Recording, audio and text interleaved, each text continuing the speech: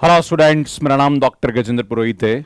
BSc कर रहे हैं या बीटेक कर रहे हैं तो एक कंफ्यूजन होता है कि सर गेट एग्जाम देना चाहिए या नहीं देना चाहिए, या फिर आईआईटी जेम एग्जाम की तैयारी करनी चाहिए कि नहीं करनी चाहिए, इससे क्या बेनिफिट है, क्या कैरियर स्कोप्स है, ये सब इस वीडियो के माध्यम से बताने की कोशिश करूंगा। अगर आप बीएससी कर रहे हैं या बीटेक कर रहे हैं तो ये वीडियो आपके लिए बहुत ही इंपॉर्टेंट होने वाला है। और मैं तो कहूंगा यहां पे कि आपको गेट और आईआईटी जेम का फॉर्म भरना चाहिए, इस एग्जाम को देना चाहिए, क्योंकि इसको देने के बाद अगर आप आईआईटी या एनआईटी से अपना मास्टर्स करते हैं या रिसर्च करते हैं तो कहीं ना कहीं आपको फ्यूचर में एडवांटेज होते हैं, आपको एक प्लेटफॉर्म मिलता है। पर उससे पहले मैं आपको बताना चाहता हूं कि अगर आप थर्ड ईयर में है तो आप एलिजिबल है। डेट्स में बताने की कोशिश करूंगा कि क्या क्या डेट्स हैं और लास्ट डेट क्या है, कब तक आप फॉर्म भर सकते हैं, इसका एग्जाम कब होने वाला है, रिजल्ट कब आएगा, यह भी इस वीडियो में डिस्कस करने की कोशिश करूंगा। तो स्टूडेंट शुरू करते हैं। तो बात करते हैं सबसे पहले इंपॉर्टेंट डेट्स के बारे में।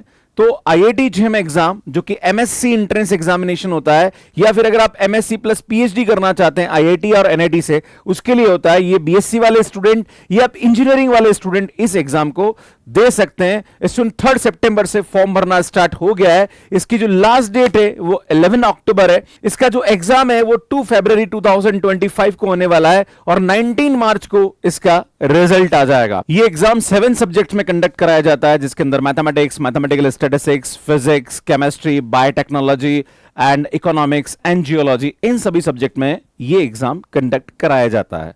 अब बात करते हैं गेट एग्जाम के बारे में। तो गेट एग्जाम जो है वो थर्ड ईयर वाला स्टूडेंट इसके लिए एलिजिबल होता है। अगर आप बीएससी थर्ड ईयर में तो भी आप इस एग्जाम के लिए अप्लाई कर सकते हैं। अगर आप बीटेक थर्ड ईयर में तो भी ये एग्जाम के लिए आप अप्लाई कर सकते हैं, मतलब इस एग्जाम में अपीयर हो सकते हैं। अगर आप आईआईटी से एमटेक करना चाहते हैं या एनआईटी से करना चाहते हैं या एनआईटी और आईआईटी से रिसर्च करना चाहते हैं, उसके लिए एग्जाम कंडक्ट कराया जाता है। इसका जो नोटिफिकेशन है वो 28 अगस्त 2024 को आ चुका है और इसकी जो फॉर्म भरने की लास्ट डेट है वो 26 सितंबर है और इसका जो एग्जाम है वो 1, 2, 15, 16 फरवरी को होने वाला है 2025 में, और इसका जो रिजल्ट है वो मार्च 2025 में आ जाएगा। अगर फॉर्म भरना चाहते हैं तो कैसे गेट का फॉर्म भरना चाहिए या कैसे आपको आईआईटी जेम का फॉर्म भरना चाहिए, इन दोनों पे मैंने यूट्यूब वीडियो अपलोड किया है, जिसकी थंबनेल आप यहां पे देख सकते हैं, या फिर आप यहां पे आई टैब पे इन दोनों को वीडियो को देख सकते हैं कि फॉर्म कैसे भरना चाहिए। अब एक सवाल उठता है कि सर बात तो समझ में आ गई, अब एडवांटेज बता दो इन दोनों के कि सर फायदा क्या है, अगर मैं बीएससी थर्ड ईयर में हूं या बीटेक थर्ड ईयर में हूं तो मुझे क्यों इन दोनों एग्जाम को देना चाहिए। तो सुन वन बाय वन में डिस्कस करता हूं। सबसे पहले syllabus same as graduation. GATE exam 30 subject में कंडक्ट कराया जाता है, जिसके अंदर physics, chemistry, life science, maths, statistics, ऐसे इंजीनियरिंग के सब्जेक्ट भी आ जाते हैं, जहां पर लाइक सिविल इंजीनियरिंग है, मैकेनिकल है, इलेक्ट्रिकल है, इलेक्ट्रॉनिक्स है, कंप्यूटर साइंस है, डेटा साइंस और एआई है। इन सभी सब्जेक्ट को मिला के लगभग 30 सब्जेक्ट में एग्जाम कंडक्ट कराया जाता है और जो भी इसका सिलेबस होता है वो ऑलमोस्ट वही सिलेबस होता है जो कि आपके ग्रेजुएशन के अंदर पढ़ाया जाता है, पहली बात।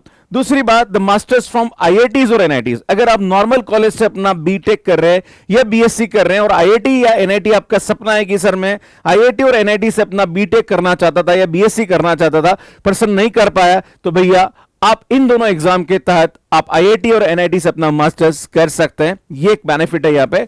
दूसरा, ये best for teaching and research career.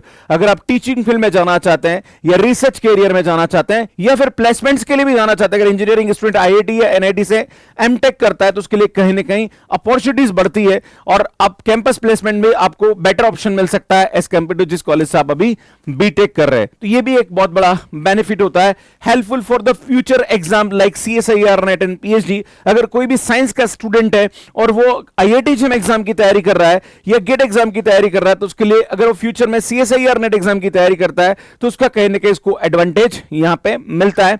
Plus अगर आप गेट के थ्रू पीएचडी करते हैं तो वहां पे आपको स्कॉलरशिप भी मिलती है, तो ये भी एक बहुत बड़ा एडवांटेज होता है गेट एग्जाम का। आईआईटी और एनआईटी से आप मास्टर्स कर रहे हैं तो आपके लिए टीचिंग जॉब और रिसर्च के लिए तो अपॉर्चुनिटी है ही है, साथ में कैंपस प्लेसमेंट का भी यहां पे एडवांटेज मिलता है। अगर आप किसी भी ऐसे सब्जेक्ट में कर रहे हैं जहां पर कहीं ना कहीं प्राइवेट जॉब्स अवेलेबल है तो कहीं ना कहीं यहां पे ऐसा नहीं कि सिर्फ टीचिंग और रिसर्च में ही इसका कैरियर ऑप्शन। नॉर्मली एक परसेप्शन होता है कि यार नहीं सर गेट एग्जाम की तैयारी में इसलिए नहीं कर रहा हूं कि मुझे टीचिंग में नहीं जाना है, या फिर मैं आईआईटी जेम एग्जाम की तैयारी इसलिए नहीं कर रहा हूं कि सर मुझे एमएससी करना करने के बाद पढ़ाना नहीं है भैया, ऐसा नहीं है। बहुत सारे स्टूडेंट ऐसे भी है जो कि एमएससी मैथमेटिकल कंप्यूटिंग में कर रहे हैं या एमएससी ऑपरेशन रिसर्च में कर रहे हैं, ऐसे सब्जेक्ट में कर रहे हैं जहां पर कहीं ना कहीं अपॉर्चुनिटीज ज्यादा है, तो वहां पे कैंपस प्लेसमेंट्स भी स्टूडेंट्स के होते हैं। तो ये कहीं ना कहीं आपको बेनिफिट होता है, इंटर्नशिप अपॉर्चुनिटीज आपको मिल जाती है जब आप एक अच्छे इंस्टीट्यूट से अपना मास्टर्स कर रहे होते हैं, जैसे आईआईटी और एनआईटी से, तो वहां पे कहीं ना कहीं आपके लिए इंटर्नशिप अपॉर्चुनिटीज मिल जाती है।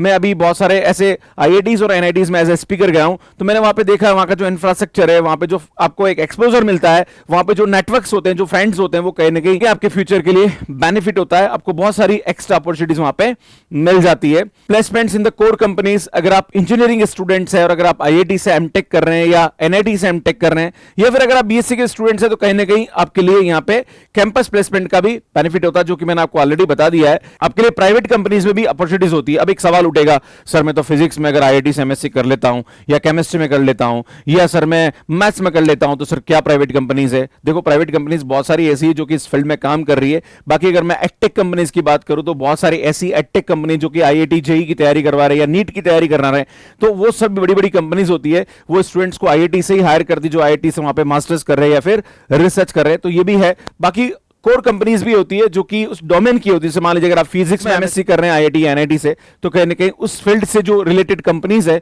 वो स्टूडेंट्स को हायर करती है, तो ये कहीं ना कहीं एक एडवांटेज रहता है। नेक्स्ट, एनवायरमेंट ऑफ आईआईटीज और एनआईटी, जो प्लेटफॉर्म वहां पे मिलता है, जो आपको एक्सपोजर मिलता है, वो कहीं ना कहीं आपको बहुत हेल्पफुल होता है, जो कि मैं आपको ऑलरेडी बता चुका हूं। एक नेटवर्किंग होती है, सभी ऐसे स्टूडेंट्स होते हैं जो कहीं ना कहीं टैलेंटेड होते हैं, वो नेटवर्किंग आपके फ्यूचर के लिए बहुत ही हेल्पफुल होती है। एक पॉइंट मैं ऑलरेडी कवर कर चुका हूं। रिसर्च फ्रीडम है, आप किसी भी टॉपिक पे रिसर्च कर सकते हैं। आप चाहते हैं कि मुझे आउट ऑफ इंडिया जाना है, बहुत सारे स्टूडेंट ऐसे भी जो कि लाइक आईआईटी और एनआईटी से अपना मास्टर्स करने के बाद रिसर्च के लिए वो कहीं ना कहीं बाहर चले जाते हैं, तो ये भी एक कहीं ना कहीं एक्सपोजर आपको मिलता है। तो स्टूडेंट, अगर आप बीएससी कर रहे हैं या बीटेक कर रहे हैं और आप अपने ग्रेजुएशन के थर्ड ईयर में हैं, तो मैं सभी स्टूडेंट से रिक्वेस्ट करूंगा कि इस एग्जाम की तैयारी करें और इस एग्जाम को जरूर अपीयर करें। बाकी अगर आप ऑलरेडी आईआईटी एनआईटी से करें तो फिर तो कोई दिक्कत ही नहीं है, पर अगर आप किसी नॉर्मल कॉलेज से अपना ग्रेजुएशन कर रहे हैं और आपको लगता है कि यार सर यहाँ पे वो फैसिलिटीज नहीं है, सर यहाँ पे क्लासेस नहीं होती है, सर यहाँ पे ये नहीं होता है, सर यहाँ पे वो नहीं होता है, तो आप आईआईटी एनआईटी जाएंगे तो वहां पे कहीं ना कहीं थोड़ा सा आपको अपर एज मिलता है और वहां पे आपको जो अपॉर्चुनिटीज मिलती है वो कहीं ना कहीं एज कंपेयर टू जो आप कर रहे हैं उससे ज्यादा अच्छी होती है। तो आप सभी को ये फॉर्म भरना चाहिए। अगेन मैं आपको डेट्स बता देता हूं कि आईआईटी जेईई के फॉर्म भरने की लास्ट डेट 11 अक्टूबर है और गेट एग्जाम की फॉर्म भरने की लास्ट डेट 26 सितंबर है।